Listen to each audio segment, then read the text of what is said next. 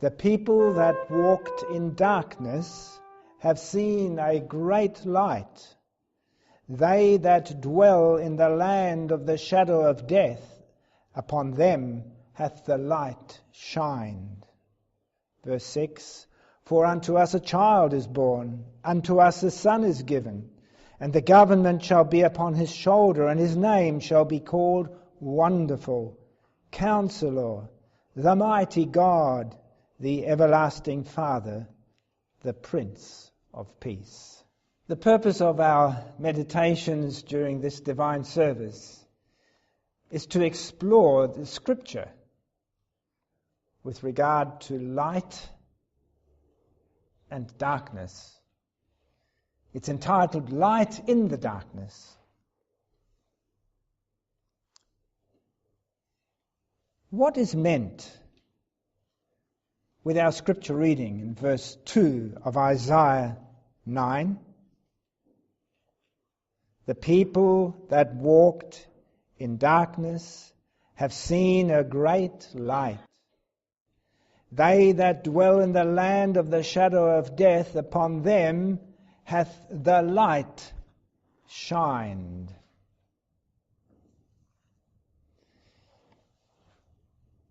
When we were reading this in its connection with verse 6, we realized that the people who were in great darkness saw a great light, which was Jesus. But that still needs to be more practically illumined to our mind's eye. If we want to comprehend light for our blinded, darkened minds, we need to understand the darkness. We must seek Scripture to identify what the darkness is, so that then we can identify more clearly what the light is. It's a little bit like you cannot appreciate the Lord Jesus Christ as your personal Saviour unless first you see yourself as sinful and totally broken. So we want to look what is meant by darkness. Well, if we come over to Proverbs in Scripture, Proverbs 2, reading there verses 11 to 15. Proverbs 2, 11 through to 15.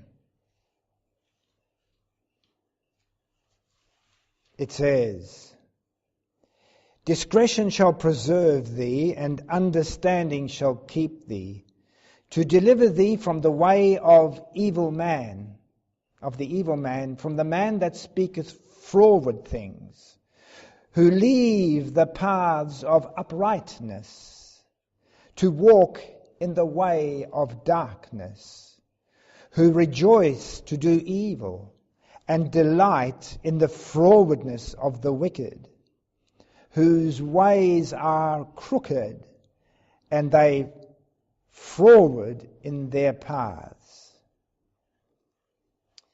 Here is a description of the darkness of this world, a people who speak froward things, who leave the paths of uprightness, who walk in the ways of darkness. Walking in the ways of darkness.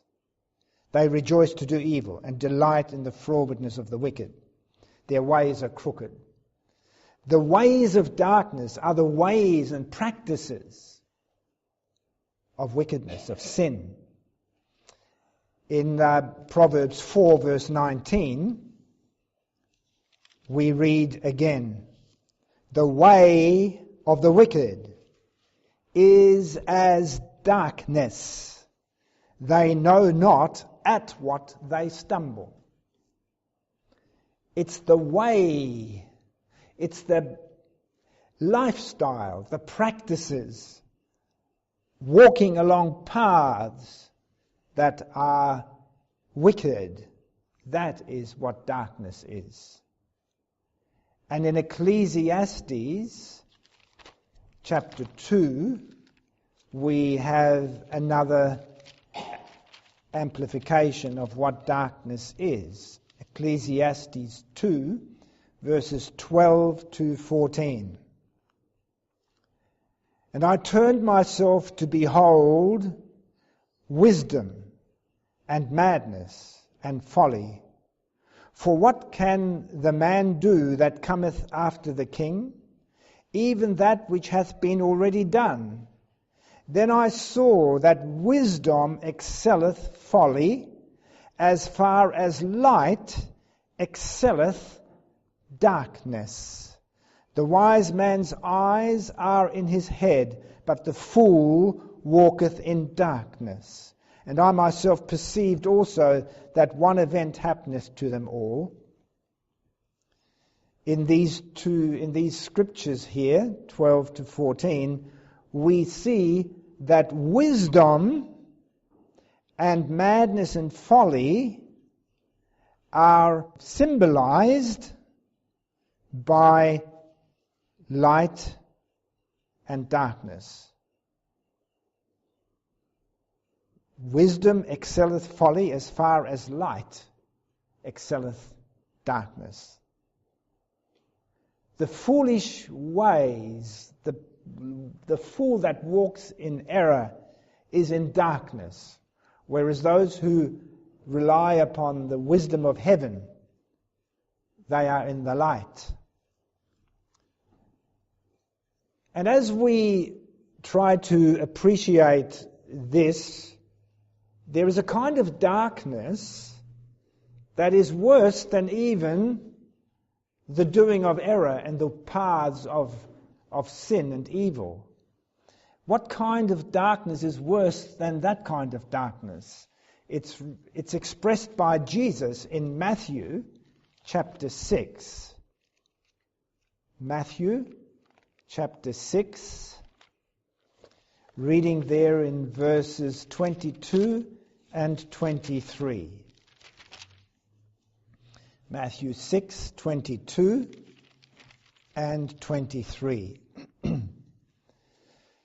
The light of the body is the eye. If therefore thine eye be single, thy whole body shall be full of light. But if thine eye be evil, thy whole body shall be full of darkness. If therefore the light that is in thee be darkness, how great is that darkness? So the things that people see with their eyes, because what they perceive illuminates their inward mind, if what they are seeing is evil and they think it's light, can you see the darkness of that?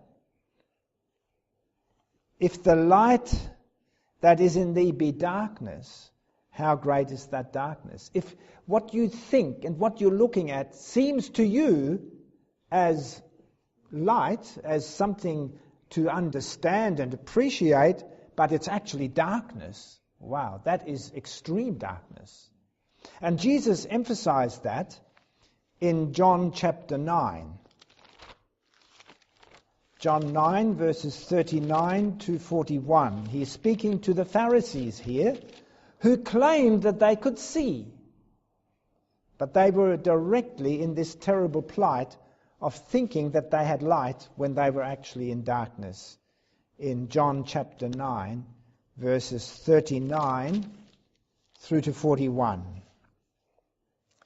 And Jesus said, "For judgment I am come into this world, that they which see not might see, and they which see might be made blind." And some of the Pharisees which were with him heard these words, and said unto him, "Are we blind also?" Jesus said unto them, "If you were blind, you should have no sin. But now you say, we see. Therefore your sin remaineth." If they were in darkness, they would have no sin. If they were blind, couldn't see. But he said, You claim that you see. You claim that you understand. You're in terrible darkness. Your sin remaineth. You are really in the dark. So how great is a darkness when people think they have light, when it's actually wrong. So darkness is everything in mind, character and practice that is void of truth and righteousness. That's what darkness is. Everything in mind, character and practice that is void of truth, that and void of righteousness, that is darkness. And if there is some truth and some goodness mingled together inside of a person, there is such a thing as partial light. You know what it's like? In the morning, a little bit of light comes, but you still can't see straight. It's still not perfect. It's just a dimness of vision there. You've got a little bit of light, but most of it is darkness. There is a very interesting quote from Counsels on Sabbath School Work, CSW, which I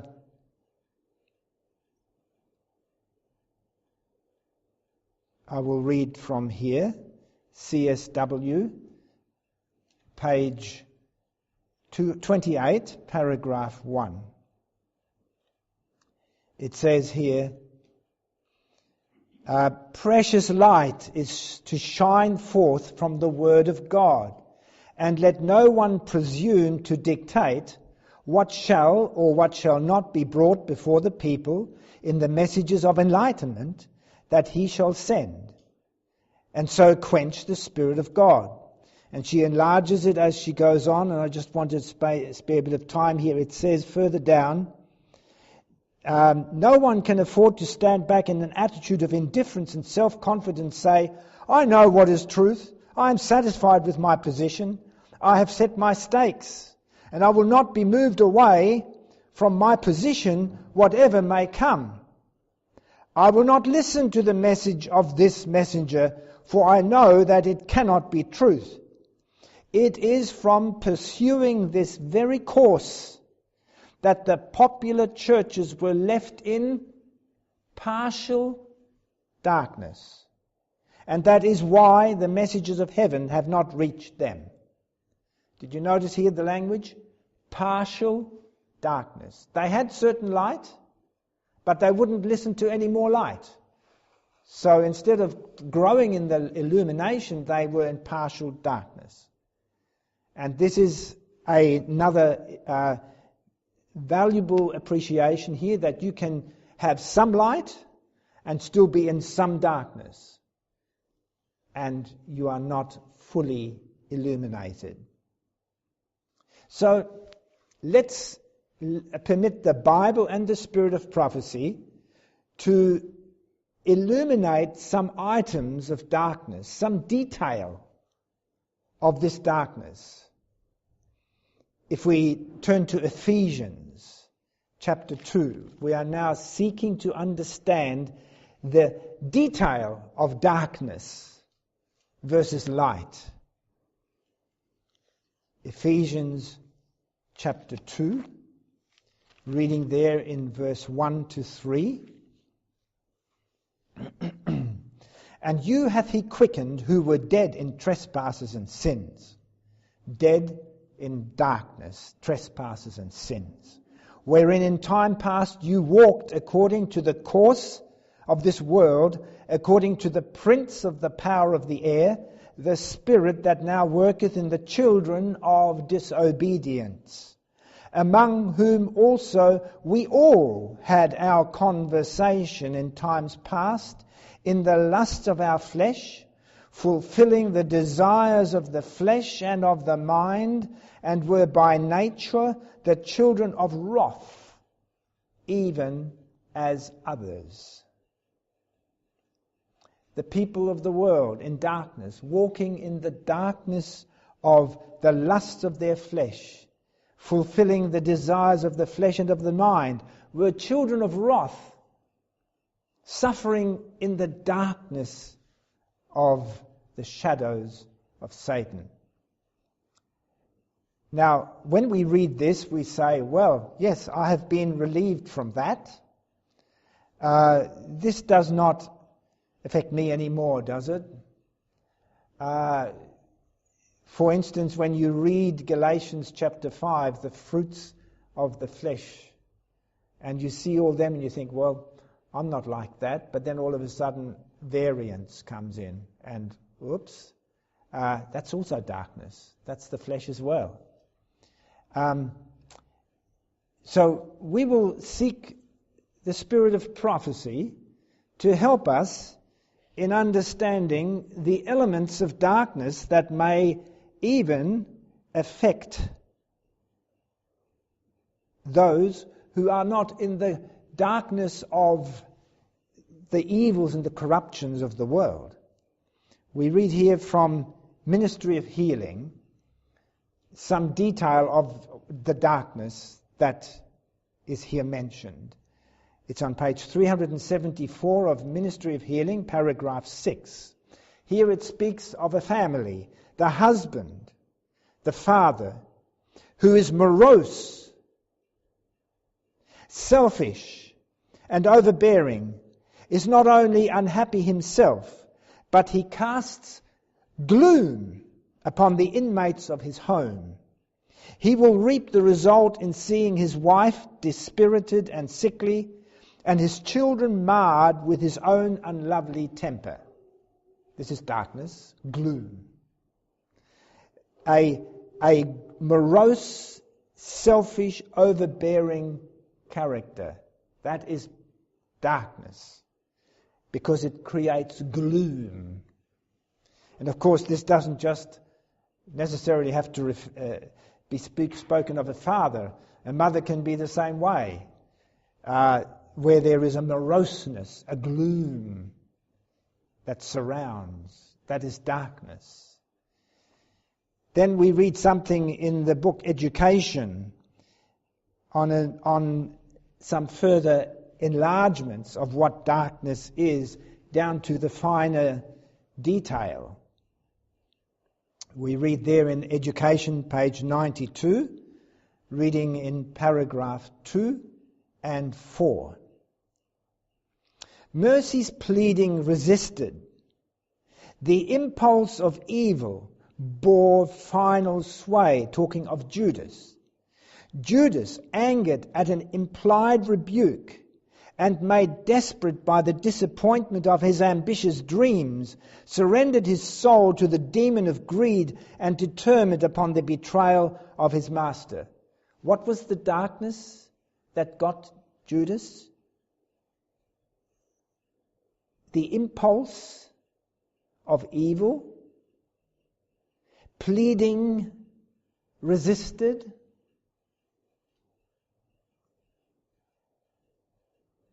disappointment of ambitious dreams.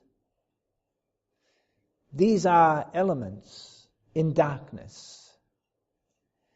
And Jesus was working for Judas. In paragraph 4 it says, seeing the danger of Judas, he had brought him close to himself within the inner circle of his chosen and trusted disciples.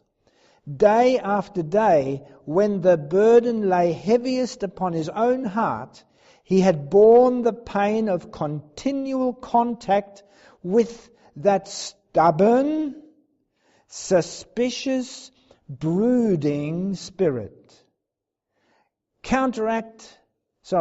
He had witnessed and labored to counteract among his disciples that continuous, secret and subtle antagonism. And all this that no possible saving influence might be lacking to that imperiled soul. Did you pick up the darkness here?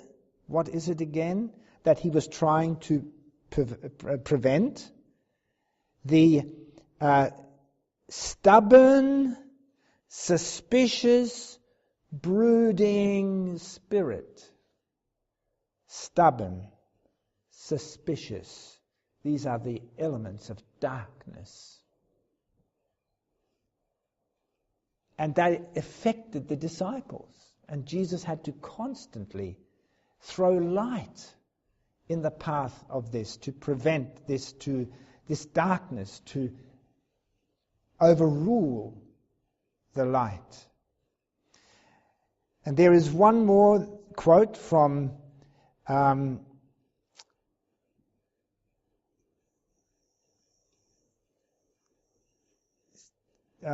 Counsellors to the Church, CCH,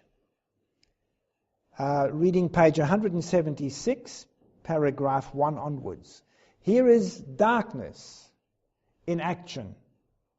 The envious man diffuses poison wherever he goes. Envy. Envious man diffuses poison, darkness, alienating friends and stirring up hatred and rebellion against God and man. He seeks to be thought best and greatest, not by putting forth heroic self-denying efforts to reach the goal of excellence himself, but by standing where he is and diminishing the merit due to the efforts of others. Diminishing the merit due to the efforts of others. The tongue that delights in mischief, the babbling tongue that says, "Report, and I will report." It is declared by the Apostle James to be set on fire of hell. It scatters firebrands on every side. What cares the vendor of gossip that he defames the innocent? He will not stay his evil work, though he destroy hope and courage in those who are already sinking under their burdens. Can you see the darkness here? Gossip, defaming the innocent. He cares only to indulge his scandal-loving propensity. Scandal-loving. Do we like to hear bad reports about somebody? Some people are on the edge, always trying to listen to for some exciting scandal. This is darkness. Even professed Christians close their eyes to all that is pure, honest, noble and lovely, and treasure up whatever is objectionable and disagreeable and publish it to the world. Even Christians do that. Christians can be in that darkness. It pains me to say that there are unruly tongues among church members. There are false tongues that feed on mischief. There are sly, whispering tongues. There is tattling, impertinent meddling, adroit quizzing. These are the elements of darkness.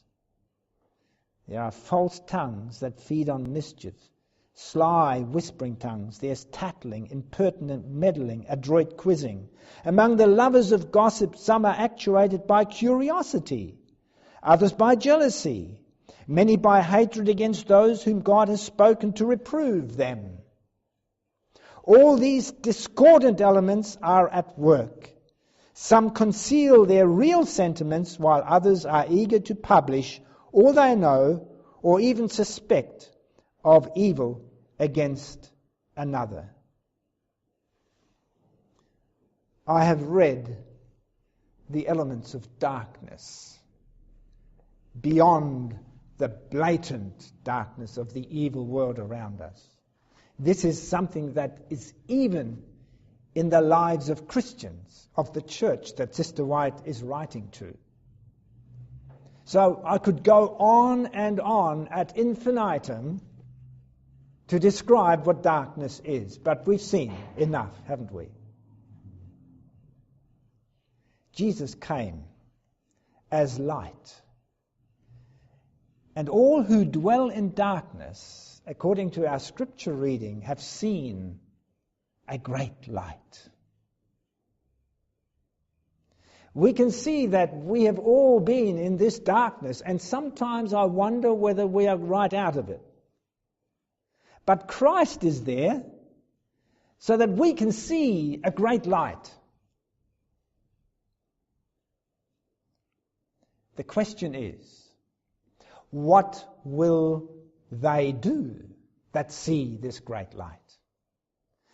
They know the darkness, they see this great light, and it's the question of what they will do with it. What they will do with Jesus, the great light that they can see. One class will respond. One class will see this light of Jesus and will respond. And let's see the response in the Bible that is here spoken of. Proverbs 23. Proverbs 23, the one who illuminates the darkness, is here speaking, and he says to these people who are responding to the light, "My son, give me thine heart, and let thine eyes observe my ways." The light shines in the darkness, and now the darkness, the people in the darkness, are invited. They can't help but see Jesus. Even the people of the world, they can't help but see Jesus. And will they respond? He says, "Give me your heart. Observe my ways. Observe my light. Focus upon it."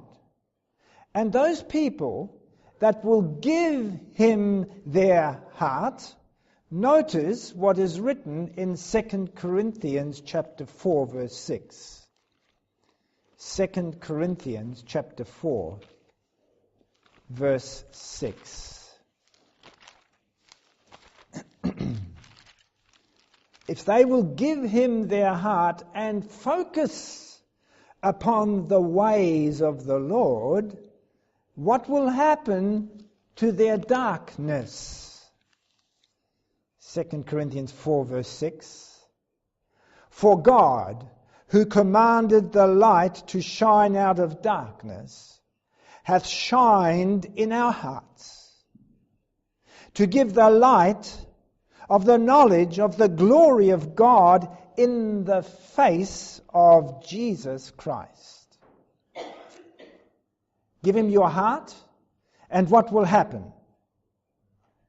He who can bring light out of darkness will shine into our dark hearts.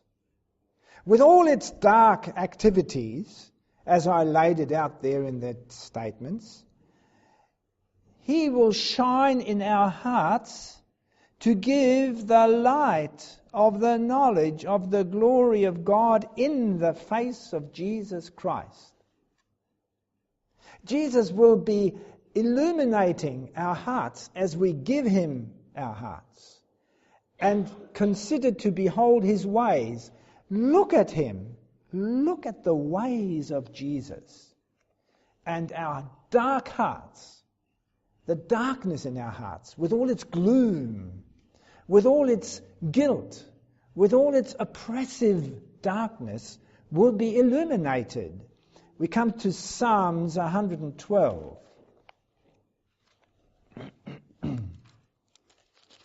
Psalms 112, reading there verse 4. These people who give God their heart are the upright ones. It says, "Unto the upright there ariseth light in the darkness. He is gracious and full of compassion and righteous." Those people who open their hearts, who give him their hearts, they are the people who God acknowledges as the upright ones, and light shall arise in the darkness.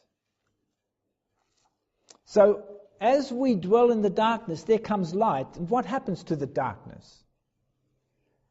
You can't shut darkness out. Darkness is always there, but you can let the light shine in, and it will dispel the darkness. And so we want to understand the practicality of this. It's so easy that often these words are cliches to us. What is the practical reality of letting the light shine in, of giving him our heart, observing his ways? What is meant with this? And here we come again to the spirit of prophecy in Messages to Young People. Reading there from page 142, paragraph 1. It says, "Pure and undefiled religion is not a sentiment, but the doing of works of mercy and love." You know, we often get caught up in sentimentalism in religion. Sister White calls it poetic fancy in another statement. It's so poetic, isn't it? These beautiful things that are stated here in the Bible, they are so lovely. But pure and undefiled religion is not just that.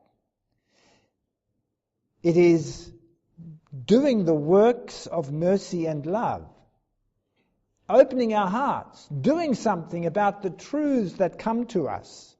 This religion is necessary to health and happiness. It enters the polluted soul temple, and with a scourge drives out the sinful intruders. When light comes in, it scourges out the darkness, doesn't it?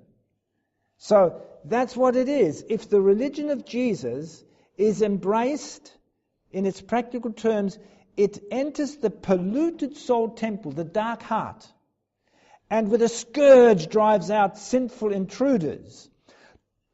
Taking the throne, it consecrates all by its presence, illuminating the heart with the bright beams of the Sun of Righteousness. Jesus is the light. Let him in. Contemplate him. It opens. What does it do? It opens the windows of the soul heavenward, letting in the sunshine of God's love. This is pure, undefiled religion. With it comes serenity and composure. Physical, mental, and moral strength increase, because the atmosphere of heaven as a living, active agency fills the soul. Christ is formed within, the hope of glory. You know, this is practical knowledge. We need to engage in practical, pure religion. What are we to do? We are to give him our heart. We are to observe his ways.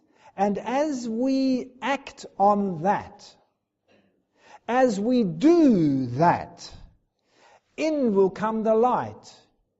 And then it will open the windows of the soul heavenward, and in floods more light. So physical, mental, and moral strength will be for us then, as we do that. Sister White writes in Testimony Volume 6 as well, in reference to this. Testimony Volume 6, page 202, speaking of the things of darkness that we had previously read in the church, about jealousy and tattling and so on, and evil surmising, all that darkness. Notice what she says here in paragraph 1 of Testimony Volume 6, 202. Let envy and jealousy be banished from the heart, and let the peace of Christ come in to unite the members of the church in true Christian fellowship. Let the windows of the soul be closed against the poisonous malaria of earth, and let them be opened heavenward to receive the healing rays of the sunshine of Christ's righteousness. Are you picking up what it means to let the glory of Jesus shine in our hearts? What are we to do? We are to shut the windows earthward. If you look at the darkness around you, if you permit the darkness to affect you, what will be? Darkness will come in. So what are we to do? Close the windows earthward. Open the windows heavenward. And then it will banish what? As we receive the rays of the sunshine of Christ's righteousness, the spirit of criticism and suspicion is banished from the heart. What is it? The darkness is banished from the heart. What was that? The spirit of criticism and suspicion is banished from the heart. And the Lord cannot do for the church that which He longs to do in opening the way for the establishment of the schools. And Sister White talks about that. We won't go into that detail. But here it is. The spirit of criticism and suspicion, which is darkness. When the windows of heaven are lifted upward, it will scourge them out. I thank God that He gives us practical things, not just poetic things. To look at the cliches and we don't know what they mean. Here is the detail. When we talk about light in the darkness, we are talking about opening the windows of heaven, of the soul to heaven, to contemplate the ways of God, to let His beautiful light of character shine in, and the darkness can't remain there. But when we don't open the windows to heaven and we open them to the earth and we'll look at the things around us, darkness floods in again.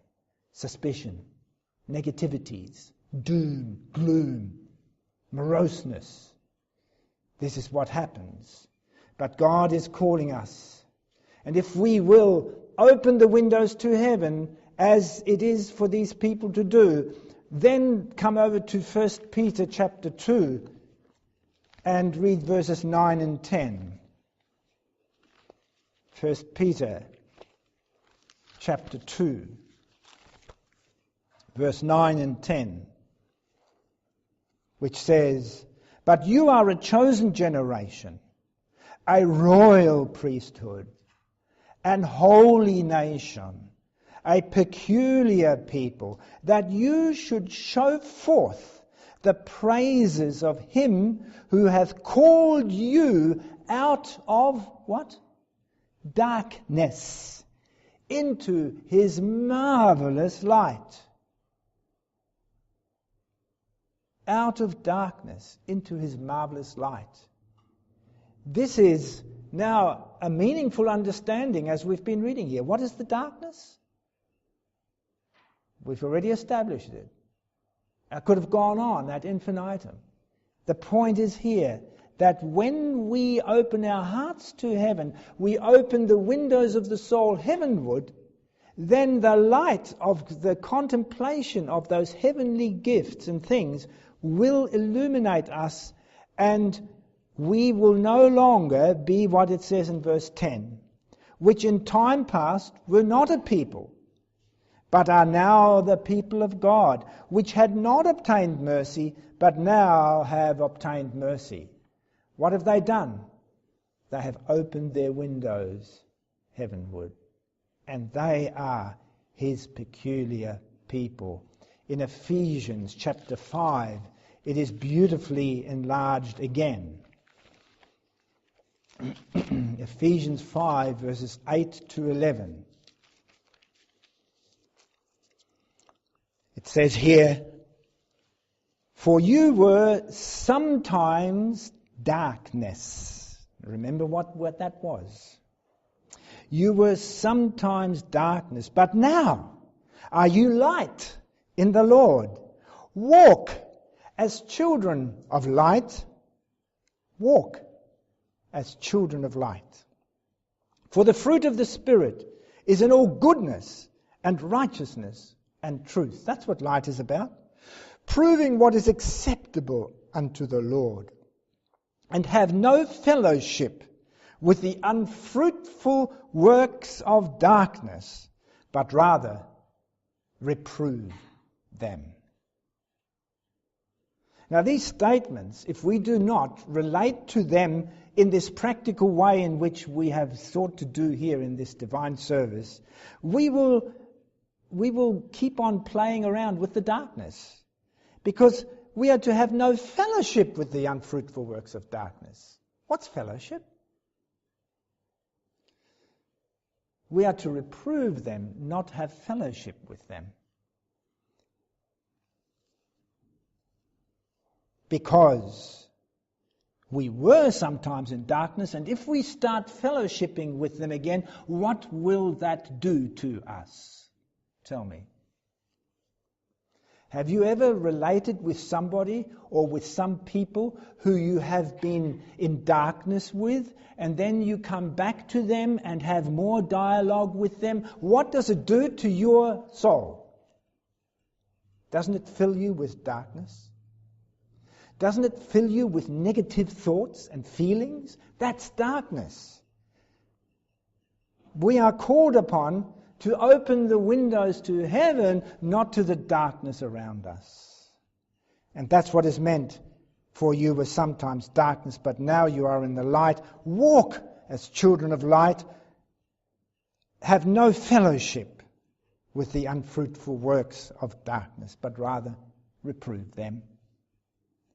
And as we realize that this is what light versus darkness is all about, we follow the instruction willingly, knowing that this is the only way by which we will see the light of Jesus Christ and be benefited by it. This class of people will be benefited by the light when they saw it shining upon them in the darkness.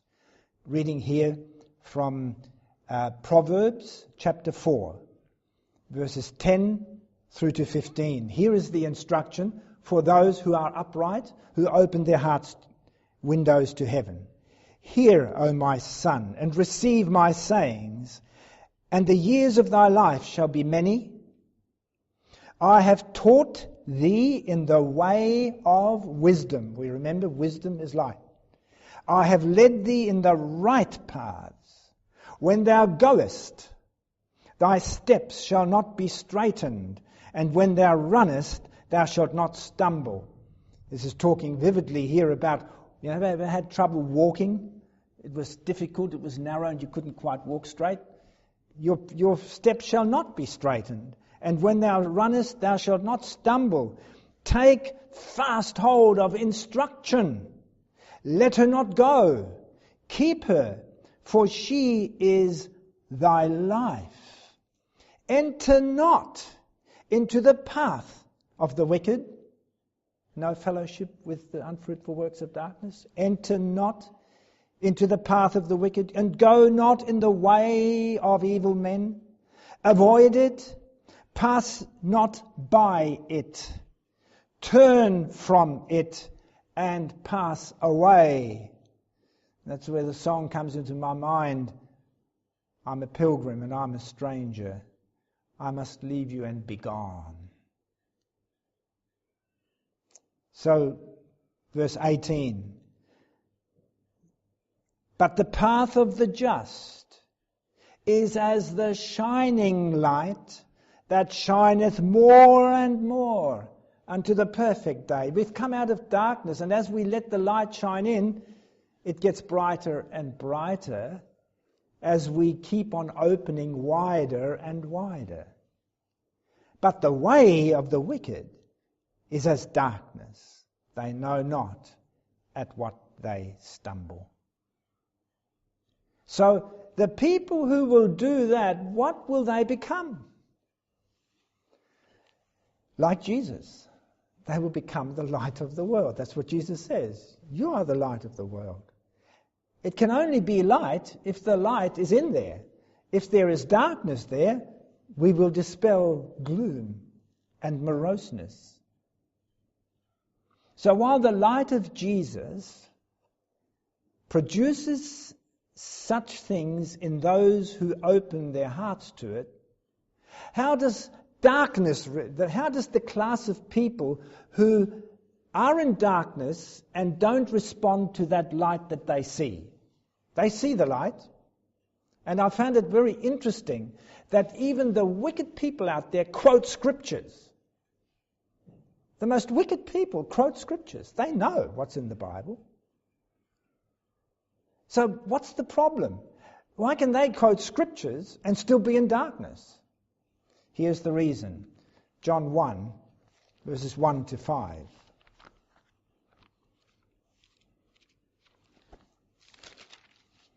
John 1, verses 1 through to 5. In the beginning was the Word, and the Word was with God, and the Word was God. The same was in the beginning with God. All things were made by him, and without him was not anything made that was made. In him was life, and the life was the light of men. So it says every man is lit with this. And the light shineth in the darkness, and the darkness comprehended it not. So this is another class of people. The light shines, but they comprehend it not. Why? Why can light shine upon them and they can't comprehend it? Why? Jesus gives us the answer in John chapter 3, verses 16 to 21. You know verse 16 says, "For God so loved the world, that he gave his only begotten Son, that whosoever believeth in him should not perish, but have everlasting life. For God sent not his Son into the world to condemn the world, but that the world through him might be saved. He that believeth on him is not condemned, but he that believeth not is condemned already." Why? Because he hath not believed in the name of the only begotten Son of God. And this is the condemnation, that light is come into the world, and men loved darkness rather than light, because their deeds were evil. For everyone that doeth evil hateth the light, neither cometh to the light, lest his deeds should be reproved. Here is the answer why the light comes and shines in the darkness, and the darkness comprehended it not. Here is the answer. Here is the problem. People who are of the class that finds the light of Jesus shining upon them, they love the darkness rather than the light. And therefore, the darkness comprehended it not. In the quote from Bible Commentary, Volume 4, reading there from page 1153 in paragraph 5, the last part of it says this: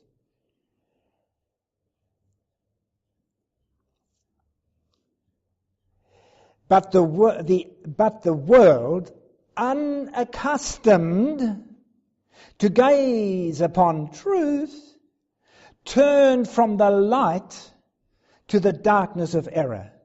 For error was more to their perverted taste than truth. These are heavy, serious things to understand. If people do not comprehend the light, what's the reason? it was not according to their accustomed way. They didn't like it. They turned from the light to the darkness of error, for error was more to their perverted taste than truth. And this is where all of us can examine ourselves. Do we enjoy being corrected by the servant of God, by the Word of God? Is it uncomfortable? And I'd rather not have that. It's when the light shines in that there is a problem that causes the darkness not to comprehend the light. It's not pleasant. They would, as it says here, that they loved the darkness rather than the light.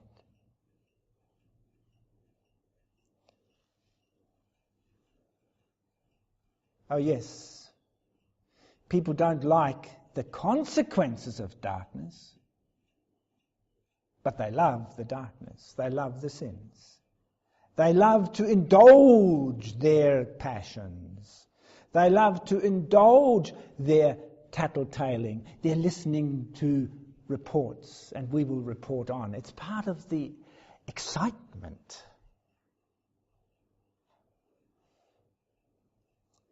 To these, the light is not welcome. And we read it once again from Testimony, Volume 6, reading there from page 115, paragraph 1. Let envy and jealousy be banished from the heart. Let envy and jealousy be banished from the heart, and let the peace of Christ come in to unite the members of the church in true Christian fellowship. Let the windows of the soul be closed against the malaria of earth. We are to close the windows of the soul. But that's, you know what it's like? Something's going on outside. And we go to the window and we go, ooh, that's interesting. Come and have a look. The things that are happening in the earth are exciting. But it's darkness, gross darkness. And we are to close the windows and focus our attention on the light from heaven, for the light to shine in and free us from the darkness. But the wicked don't want that. And the following text, 2 Thessalonians chapter 2, verse 10 to 12, is their case. That's why God says, okay, leave them alone.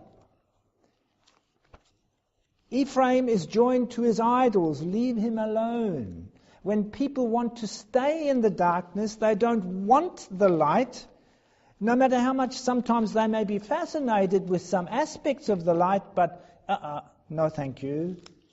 Then leave them alone. Here, in fact, in 2 Thessalonians 2, verse 10 to 12, God makes an interesting point.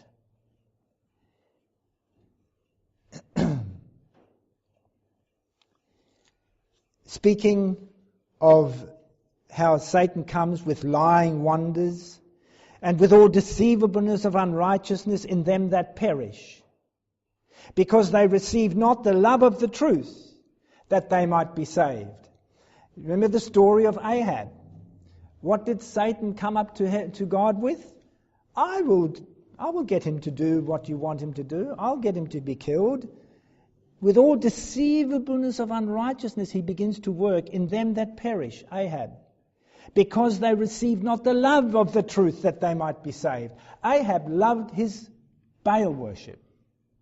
People today love their Baal worship, their sun god, their sports, their excitements of the world, their amusements. They love all that. And so Satan will come along and lead them into destruction by that. And that's what you see. People go to the football, to the soccer, and they trample across each other. That's happened not so very long ago. And it goes on and on. And for this cause, because they love not the truth, for this cause God shall send them strong delusions that they should believe a lie, that they all might be damned who believed not the truth, but had pleasure in unrighteousness. The light is shining upon the people in darkness. It's what they do with the light that either saves them or condemns them. In spite of all this darkness that people choose, we who will welcome the light are to take courage. Because if we will let the light shine in and get brighter and brighter, come to Isaiah 60. Isaiah chapter 60, there is the comfort for us, because the light will grow brighter and brighter, and we love the light. We shut the windows of the soul to earthward and lift it to the heavenward, so that the rays of the sunshine of the Son of Righteousness will come in. Isaiah 60, here it says, "Arise, shine, for thy light is come, and the glory of the Lord is risen upon thee.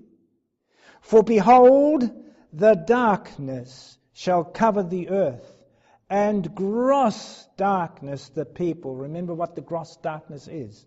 They think they're right when they're all wrong. "But the Lord shall arise upon thee, and his glory shall be seen upon thee." And what is written in reference to that glory?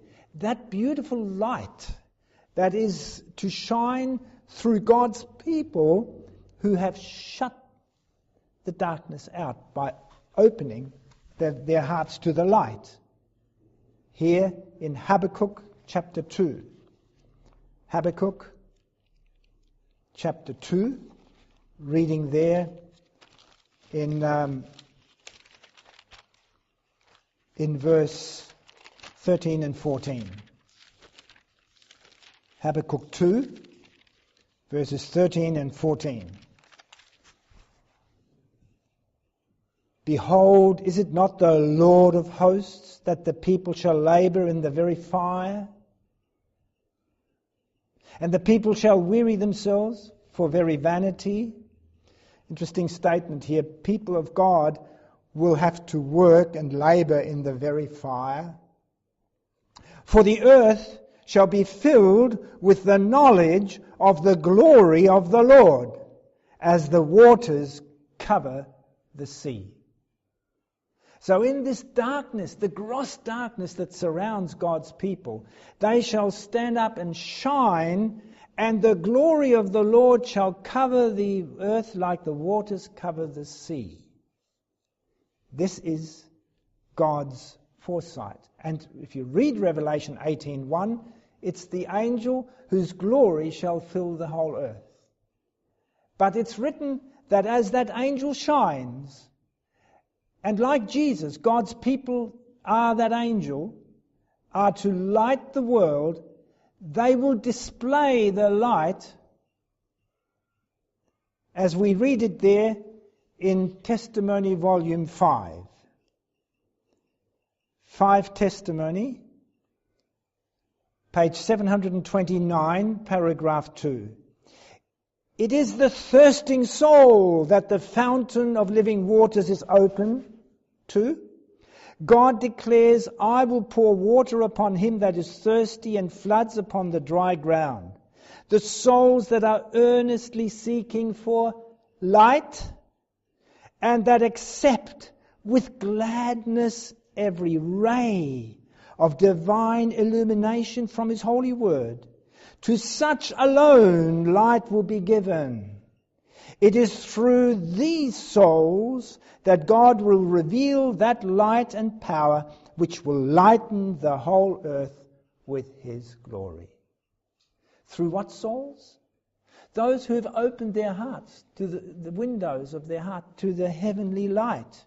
As they thirst, as they hunger for the light, and they open their hearts to that with gladness they receive every ray of divine illumination from his holy word.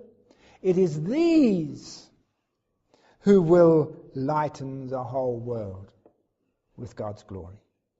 It is these.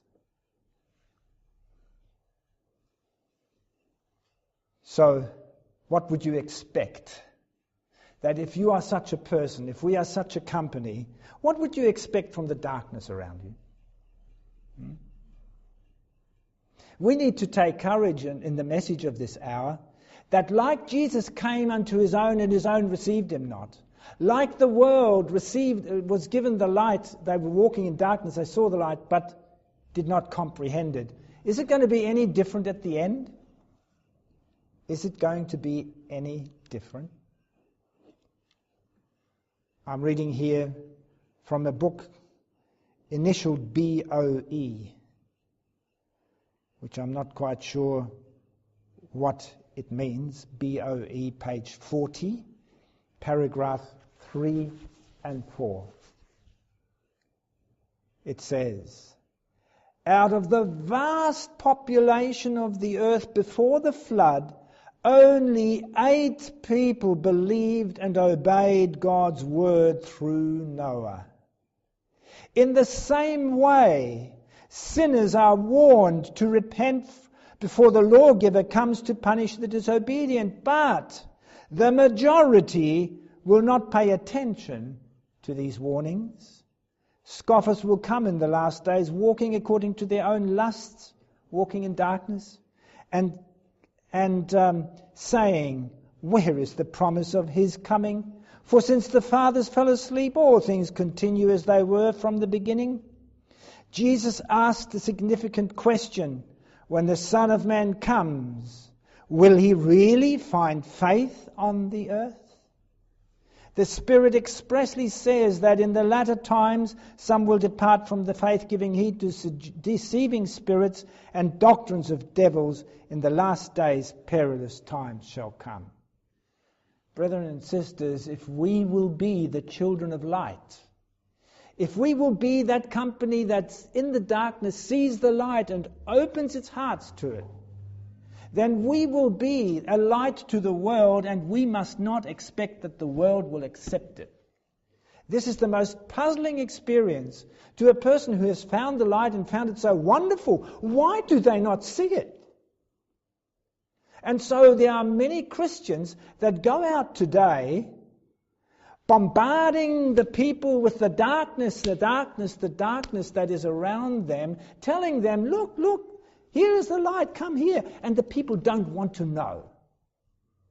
And they create persecution upon themselves. I've got something more to share on this matter again. It is so essential that we get it very clear in our minds that we are to shine, but we are not to ram our shining down the dark alley that doesn't want the light. Courage, brethren. The time in which we are living is the time of Jesus as our high priest next to the throne of God. And although people don't want to know any of this, we who know it and who open our hearts to it, we are to keep on opening our hearts, according to Bible Commentary, Volume 7, page 930. 7 BC, 930, paragraph 16. What is Christ doing in heaven? What is he doing in heaven? He is interceding for us. By his work, the threshold of heaven is flushed with the glory of God, which will shine upon every soul who will open the windows of the soul heavenward. As the prayers of the sincere and contrite ones ascend to heaven, Christ says to the Father, I will take their sins. Let them stand before you innocent.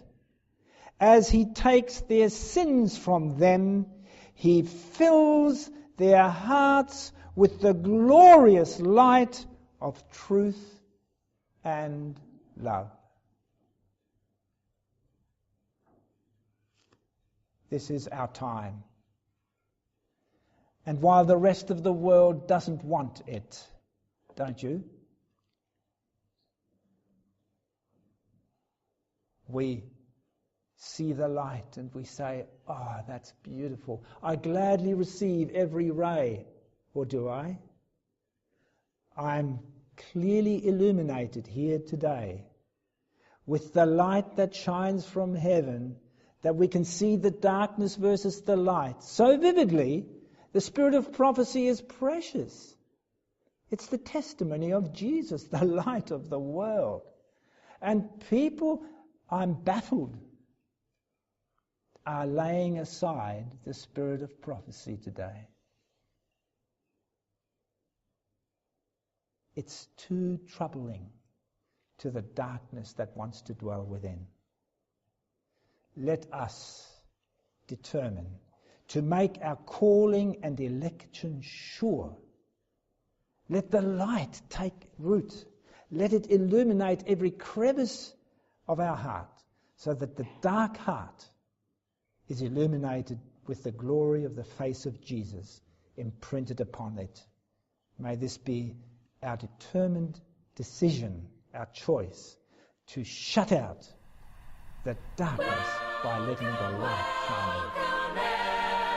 Welcome, blessed Sabbath day.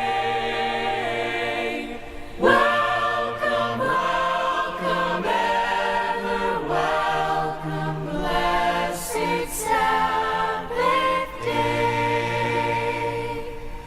Don't forget the Sabbath the Lord our God has blessed. Of all the week the brightest, of all the week the best. It brings repose from labor, it tells of joy divine. Its beams of light descending with heavenly beauty shine. Keep the Sabbath holy and worship Him today, who said to His disciples, I am the living way. And if we meekly follow our Savior here below, He'll give us of the fountain whose streams eternal flow.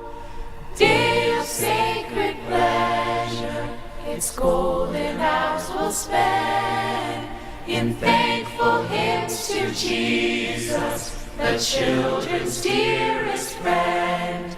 O gentle, loving Savior, how good and kind Thou art, how precious is